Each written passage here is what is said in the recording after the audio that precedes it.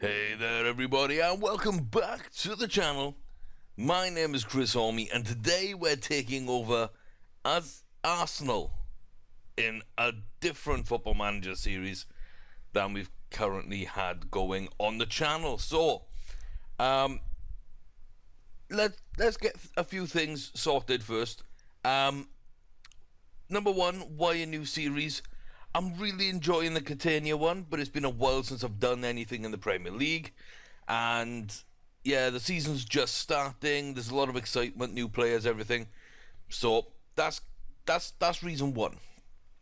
Although it is worth noting as well, to counter reason one, this is on the winter update. There are no database changes, no updated transfers, absolutely nothing. Number two, this is a year in the future. I simulated the first year as an unemployed manager, waited for jobs to come up in the Premier League or clubs that got relegated from the Premier League in the Championship for that second season. I waited to see what would come up. The first job interview I got was Sunderland. I didn't like their kind of setup and the heavy debt, and the chairman wanted me to do things a certain way. I didn't want to do stuff, so we failed that job interview. We kind of just walked out. It wasn't for us. The second one was Arsenal. And yeah, much better interview, of course. You know, we ended up getting the job. We agreed with the board's philosophy on a lot of things. So if we look at here, last season Arsenal won the league, and it wasn't even close. This was a steamroller.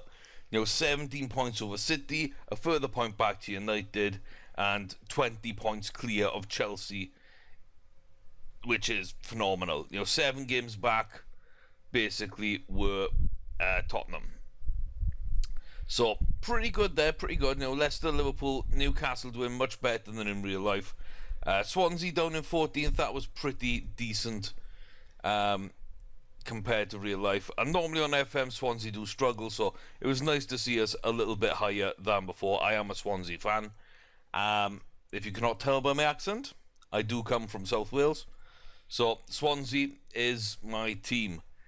I did grow up a Liverpool fan, so nice to see them doing well again.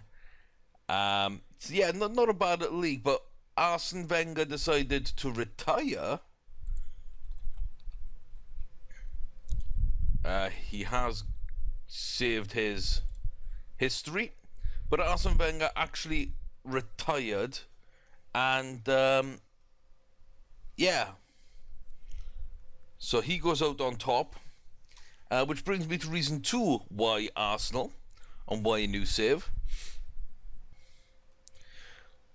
Basically, there's a few videos doing the rounds at the moment on FM View, the Football Manager website that I am an admin at, and a couple of staff members and a couple of our members shared videos of the Arsenal fans on YouTube. The channel is actually Arsenal Fan TV. If you are a fan of football, just an entertaining look at things, go over there, especially if you know a little bit about Arsenal, Arsene Wenger, Premier League, that kind of thing. It's basically one guy who goes around interviewing the Arsenal fans at every game and just sort of, you know, updates everybody on what news is happening, gets their kind of feedback on how the club's being run. And at the moment there's a lot of problems there because, you know, they haven't won the league in 12 years. It's been, you know, 19 years since Arsene Wenger took over. They've won a few trophies, but, you know, not as many as they'd want, and not a lot recently, and certainly not the league. And Arsene Wenger seems to be dithering at the moment in real life over bringing in, I believe it's, who is it, Mustafi in defence, maybe? There's rumours of him. There's rumours of Lacazette up front. You know, and everybody's looking at it thinking, you know, they do need a striker, these fans. You know, they need a centre-back. They needed a centre-back before a couple of them got injured. Never mind playing the 2 young kids against Liverpool. And they're fairly fair as fans go. You know, they're not blaming the young kids for making mistakes, even though they did. They're more blaming Wenger for giving some of the Euro squad a rest, whereas other teams haven't, you know, necessarily rested their stars at the Euros. So they're a bit puzzled as to why Koscielny was left out at the back when you're really hurting at the back. And that might have made a difference to a couple of the goals, etc. And why the deals haven't been sort of tied up, considering the amount of money Arsenal make. You know, why are they quibbling over 3-4 million extra for a player which, you know, would have seen players got in a week, 2 weeks ago, maybe played in that game, maybe could have made a difference. They've picked up 6 out of the last 18 points at home on the opening day of the season, which is pretty poor return. Plus, I believe they've lost the last 3 opening days in the Premier League. So there's a lot of like uncertainty with the fans. Some support Wenger, some don't. Some support the board, some don't. Nearly everybody wants change, and everybody just wants them to put their money on the table. You know, they've got the stadium, they've got a great marketing and commercial department. It's time to step up and spend that money. But they're beautiful videos to watch, honestly. There's some real passion. There's a little bit of anger and undercurrent there as well. And mainly for me, there's a lot of information, and you see the Arsenal fans are just fed up. So that's kind of why Arsenal came into mind. I did randomize it a few times. I decided to take the 5th team that I randomized out of the entire Premier League to start with. And that did come up as Arsenal. I was really tempted, but then I decided to go unemployed and go from there. So yeah, number 1 for me is always backroom staff. Get the right backroom staff in, and things will follow. So I did clear out some as part of the job interview. You're allowed to restructure the backroom before taking over. I did bring in Joe McLaughlin as my under-18s manager. Not a great reputation or rating for the position, but he's definitely got the stats. He's an absolutely fantastic staff member to have. Steve Gatting stays on as the under-21s manager. I brought in Larman as an under-21s assistant, I believe. No, he might actually have been here. Lama I brought in as an under-18. So I think the under-18s have fantastic sort of members of their management team. The under-21s, I might be unchanged. We did bring in Fabio Paratisi, who is a phenomenal director of football. So I'm going to give him some tasks like getting rid of players, loaning out youngsters, that kind of deal.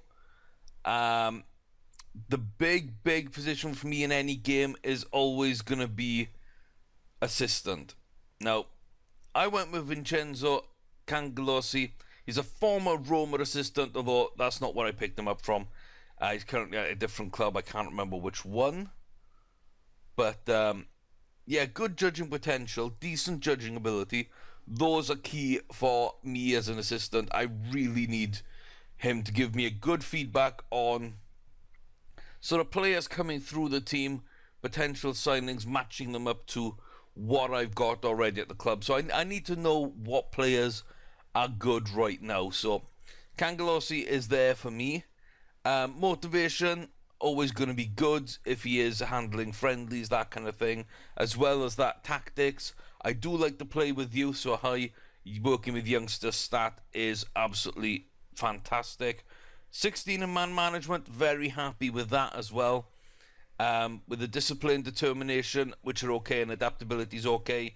He should be good on the training field, and he's got a 16 in goalkeeping training. So, you know, he's actually like a 3.5 to 4 star in a training category on top of being a good assistant. So, even though he's not the highest profile, he's not the highest rated. And you can see here on this little pop-up, he's 2.5 star ability as a staff member, and he's 3-star rating as an actual assistant. I still think that's... I think he's the right man. Head of youth, we brought in Bruno Conti because he's just magical, and I want really good youngsters through our really good facilities. Hugo Oliveira and Claudio Filippi come in as goalkeeping coaches to improve things there. We did pick up a few other coaches, nothing really too much to say. Physios, the one man that came in is Meshalk. He's just, he's phenomenal. And a couple of scouts as well, I believe, Policano and Massara, 1920 for the both of those. So not too much. I kept a large swathe of the team intact as far as the backroom staff goes. There are some new names here and there. Paul McGuinness comes in. Who else? Colucci, Crowley, Elchon, and Ulti comes in, Rubinacci. There's a fair few new sort of coaches there. I filled out absolutely everything I could in terms of staff members. I was allowed 10 coaches. I asked for more, I got more.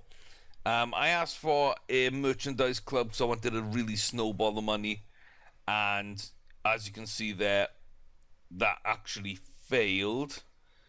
I don't believe they accepted my new affiliate club ask, so we're going to do that. Yeah, it was work permits I tried that, so there we go. Overseas affiliate. This time it goes through without an issue. I don't really want to do anything else. We've increased the youth recruitment or the youth coaching, one or the other, as part of the interview. They accepted that.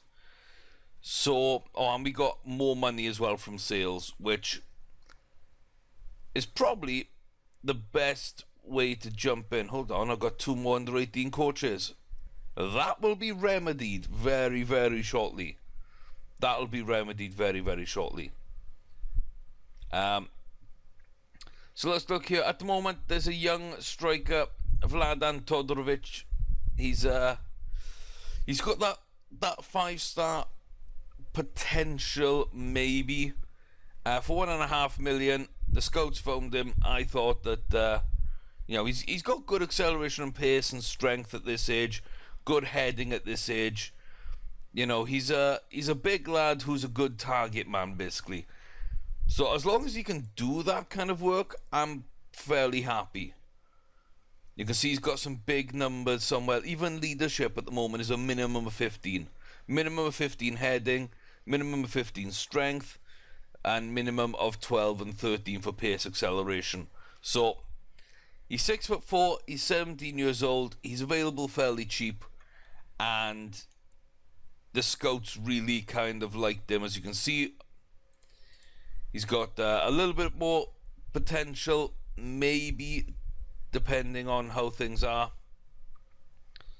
So we don't know anything about him. Let's get another scout report just to make sure.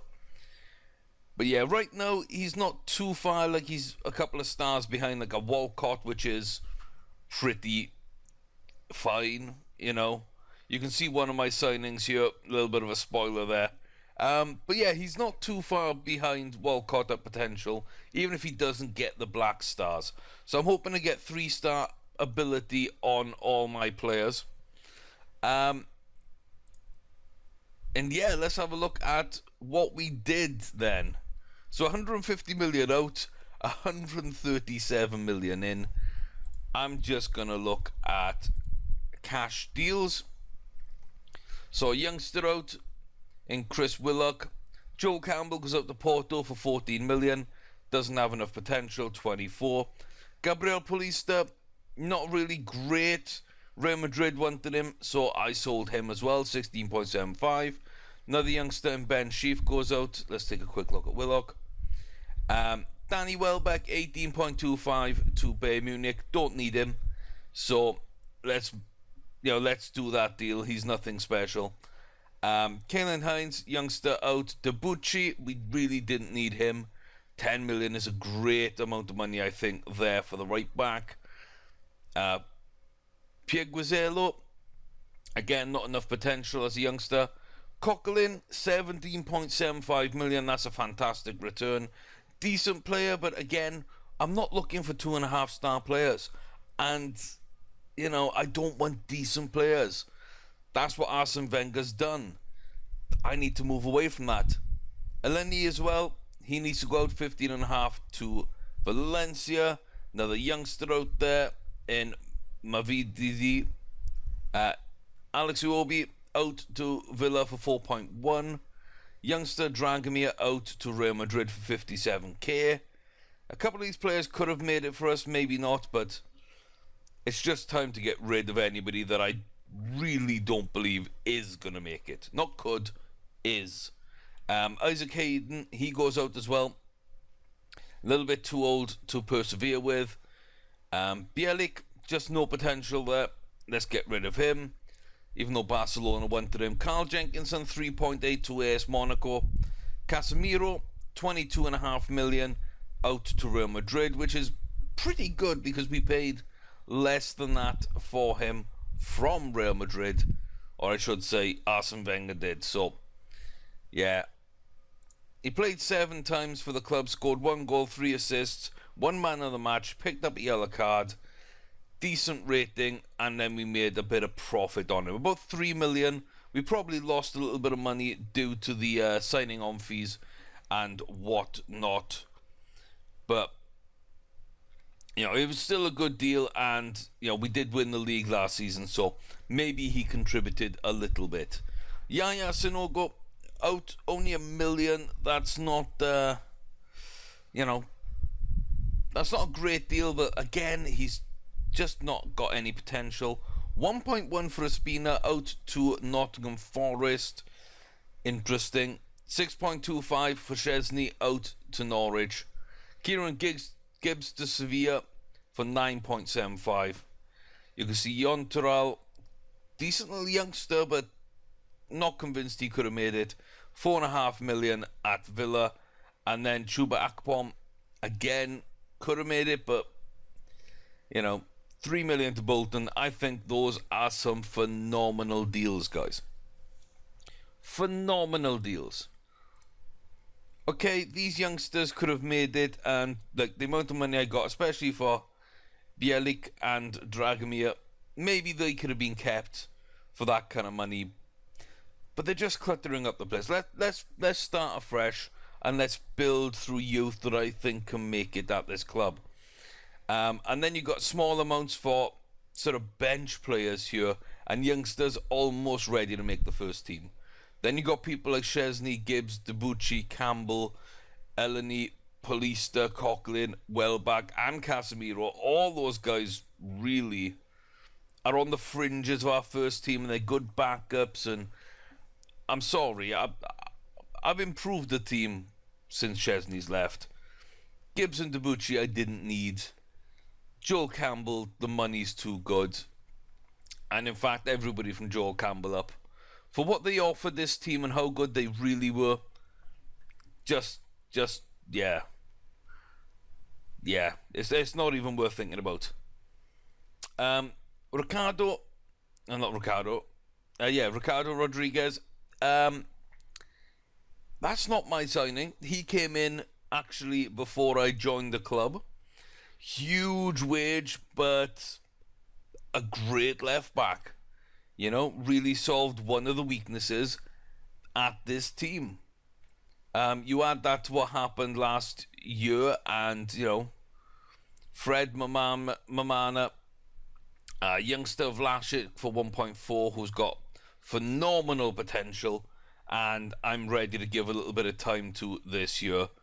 And also Nuri for small amount of money. So, you know, 2 potentially very good midfielders here for 4 million between them. Casemiro, we made a profit of 4 million. Mamana for 5 million is a great little deal there for the future, probably. And 21 million for Fred, that's a bit pricey, but he's still got room to grow. And if he does grow, then he's much better than Casemiro and Elneny and who's the other one? Coughlin as well. So Fred was the one I kept. So that's kind of why we did the deals that way. My first deal was basically looking for a central defender, because that's number 1 on my list. I did look at a few people like Umtiti. I had a deal go through for Umtiti that I cancelled. I delayed and then cancelled.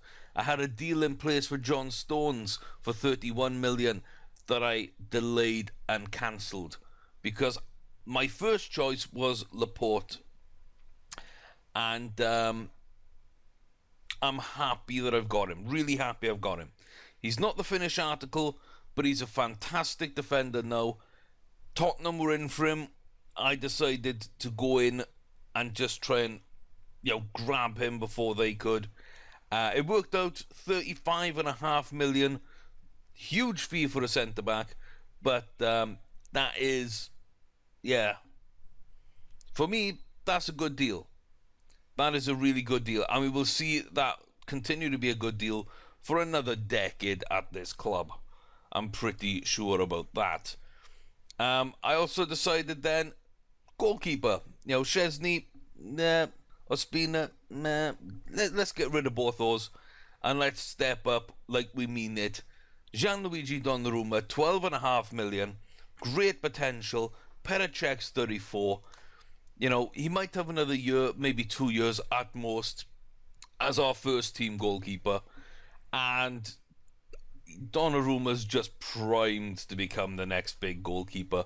AC Milan didn't want him. We step up, we step in, and we grab ourselves the future at goalie. Luis Enrique, we know this guy. He's got high potential. He's a great goal scorer. He's doing wonders in my Catania save in Serie A. So, for 12 million, I figured, let's go give him a chance with Arsenal. But I need a striker now. Giroud's my only real striker. Walcott doesn't count. We sold a couple of people like Danny Welbeck, Joel Campbell that could play up front maybe. Iwobi. We got rid of those kind of guys. We don't want to use Walcott in an attacking role if we don't have to.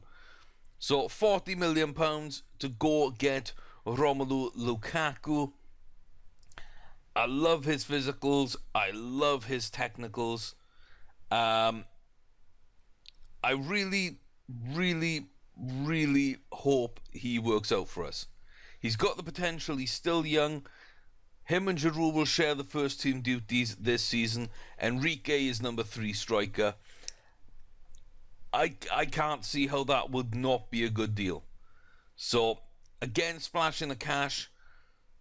2 huge signings there with Laporte and Lukaku, but needed to be done. 3 decent ones then for Enrique, Donnarumma, and Rodriguez before I joined. And I decided, let's go for another centre-back. Because Mertesacker's getting on a bit. Koscielny's not young, but he's still pretty good. So, yeah, we're probably going to go with Koscielny and Laporte at the start of this season. Nostalgic is number 3 in that list, with Mertesacker number 4, and then probably Callum Chambers number 5. I've kind of got enough centre backs there. 20 million. He's got great potential. He's got a lot of room to grow. He can still play now if I need him to. He's young. He knows the Premier League. There's a lot to like about Nostalgic. So, I splashed a little bit more there. When you look at it all, 137 in, 150 out, I think that is what the Arsenal fans are looking for in real life. Cash in on Joel Campbell. Paulista may not be good enough. Cash in. Welbeck, we can cash in. Debuchy. Coughlin, maybe even.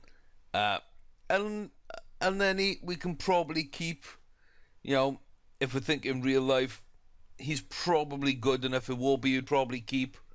And then most of these youngsters you keep. Carl Jenkinson can go. Sanogo, Ospina can both go. Chesney can go. Gibbs could go. Casemiro wouldn't be there in real life anyway. So, there aren't too many players here or too much more money. So we could have easily shifted up maybe 100 million and, still spent 137. It's only 37 million net spend plus signing on fees. Okay, maybe 60, 80 million. But what we've got are 2 great defenders who are young and going to be at the club for a decade. We've got a goalkeeper that could be here for 15 years. We've got a striker that could be here for a decade. We've got a great option up front instead of Giroud for different games. and we've improved the weakness at left back, which is a real issue for Arsenal to solve. So all in all, I think that is a very successful transfer window. That's what the Arsenal fans and Arsenal Fan TV were begging for. Let's give it to them, boys. Let's give it to them. Which leads us to a squad that looks pretty decent, if I don't say so myself. Pericek in goal, Hector Bellerin on the right, Ricardo Rodriguez down the left. Centre-back partnership of Aymeric Laporte and Laurent Koscielny. We've got Aaron Ramsey and Santi Cazorla in central midfield. On the right wing, Alex Oxlade-Chamberlain. Left wing is Alexis Sanchez. Jack Wilshere currently in that sort of playmaking number 10 role, and Oliver Giroud up front. Now, Mesut Ozil would, if he wasn't on international detail, be there instead of Jack Wilshere.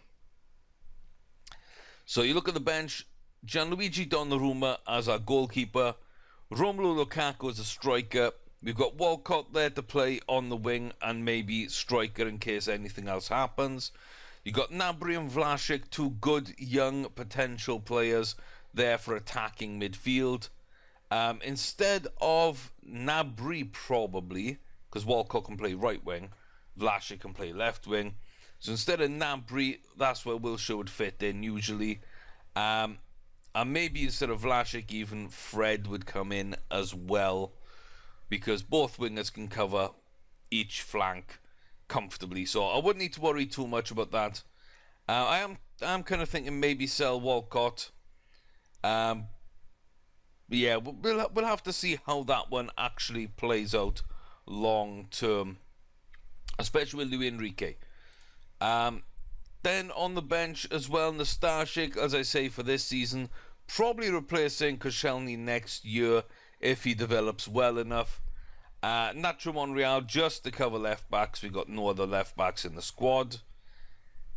In fact, for this game and for this season, really, I want Callum Chambers on the bench. So Monreal then can play backup. Mertesacker's there pretty much as a backup, but a very good one. And as I say, Fred and Ozil will probably replace Gnabry and Vlasic on that bench. Or maybe Gnabry and Walcott, and let's give Vlasic a chance. I feel that's a very good team, very good balance. Those are our tactics. And yeah, let's play a ball-playing defender then, because Laporte likes to play. So that's kind of where we're going, how we're doing things. Ozil is number 10, he should fit in there. And I thought Nostalgic was going to start. He's not looking quite ready. He does have the number 5, which would be sitting in there otherwise. So that's about it, guys. That's going to wrap up our first video in this brand new series. We are looking to win the league. We are looking to get to the, I believe, final of the FA Cup, quarter-final of the Champions League. So it should be quite decent. We'll have a look quickly at our fixtures. We got Tottenham in the Community Shield as the FA Cup winners last season. They earned the right to be there. And then we've got, Leicester, Man City, Chelsea, Liverpool to open up. Champions League kicks then among some mid-table sides. That's fine. And hopefully the group stage is done by that time, so we can just play people for United, Tottenham and Everton. Then it sort of goes back round. West Brom, Stoke, Bolton and Brighton. That can be quite a decent setup for us. So those are kind of the teams that came up, teams that went down. You can see Sunderland, Bournemouth and Villa down. And then who came back up? QPR, Brighton and Bolton. So very interesting. I'm hoping this goes well. I hope that you'll stop by and check this save out. Let me know how you think I did in terms of transfers, especially if you're an Arsenal fan. How have I changed your club? Are you happy with that? And as well, Arsene Wenger going out with a trophy. So that is always a good thing, I think. So thanks very much for stopping by. I hope you come back soon. Until then, I've been Chris Orme. Thanks very much, guys, for coming and seeing this first video in what I hope is a very successful season and a very successful series on FM16 as Arsenal, the post-Wenger years. Take care, guys. We'll see you back here very soon.